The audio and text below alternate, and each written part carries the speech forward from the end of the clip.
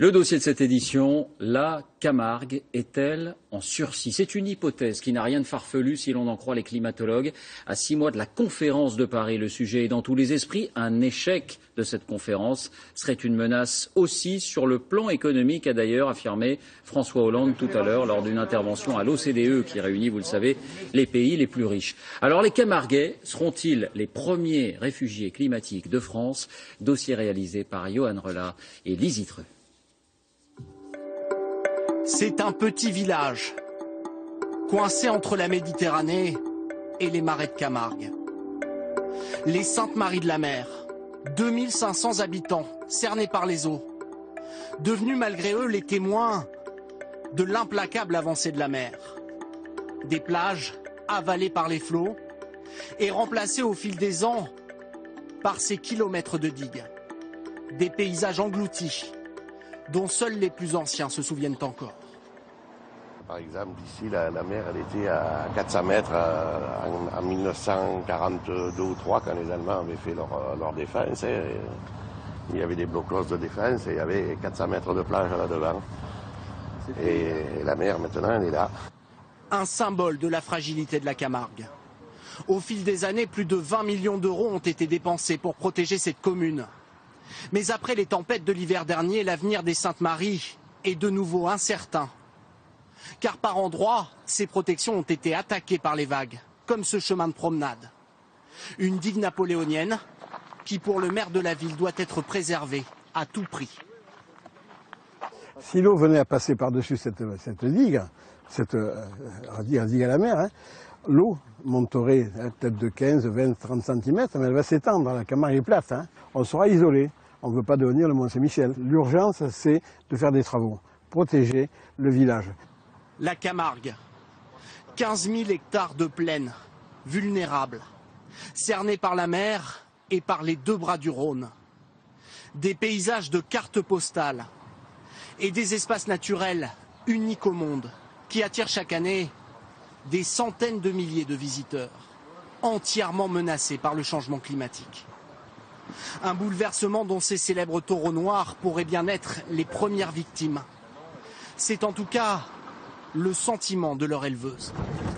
Là, on arrive. On arrive dans le lot de taureaux qui servent pour les courses camarguaises. À l'arrivée de l'automne, les taureaux de Françoise Pétavin devront quitter ces champs en zone inondable. À 68 ans, la propriétaire est une habituée des inondations. Mais chaque année, sa situation devient plus préoccupante. L'hiver passé, en fait, nous avons eu l'inondation ici au mois de décembre. C'était vraiment que de l'eau de pluie. Et là, on est monté à 1,20 m. On n'avait jamais vu ça dans le marais de Salier. Les inondations, c'est un casse-tête pour les éleveurs. Car en Camargue, les terres les plus hautes sont seulement 4 mètres au-dessus du niveau de la mer. Si elles devaient s'aggraver, tous seraient contraints de déménager. On cherche je vous dis, des solutions de repli. Il faut aller dans les collines un peu, voilà, en Provence ou dans le Gard ou dans l'Hérault. Et ces inondations risquent bel et bien de devenir plus fréquentes. Car les étangs de Camargue ont un autre problème. Leurs eaux ont de plus en plus de mal à s'évacuer. Le fond est situé à moins 1 mètre et quelques en dessous du niveau de la mer. Et donc comme il est plus bas que la mer, on a de plus en plus de mal à évacuer les eaux qu'il contient. Pour changer la donne, les responsables du parc naturel envisagent d'abandonner 3000 hectares à la mer. D'autres ont décidé de se défendre en construisant des digues de plus en plus hautes. Tout près d'Aigues-Mortes, ces 8000 hectares de marais salants sont devenus une forteresse, aussi grande que Paris. Pour la défendre, l'entreprise a multiplié les aménagements que l'on appelle des épis. 250 000 € d'investissement par an.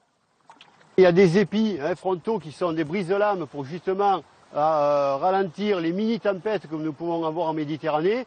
Et de l'autre côté, une autre technique qui porte ses fruits, puisque c'est carrément une digue frontale qui vient protéger, c'est carrément une muraille. C'est presque l'identique des remparts d'Aigues-Mortes. Garantir l'activité des marais salants, qui emploient 180 personnes. C'est aussi assurer la survie des oiseaux qui s'y reproduisent. Des espèces comme ces flamants roses, surveillées de près par la responsable de la biodiversité du site. Là, c'est des adultes.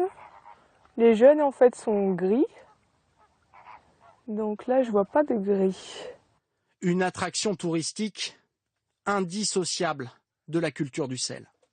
En fait, le Salin d'Aigues-Mortes, il accueille 200 espèces d'oiseaux différentes et 300 espèces de plantes.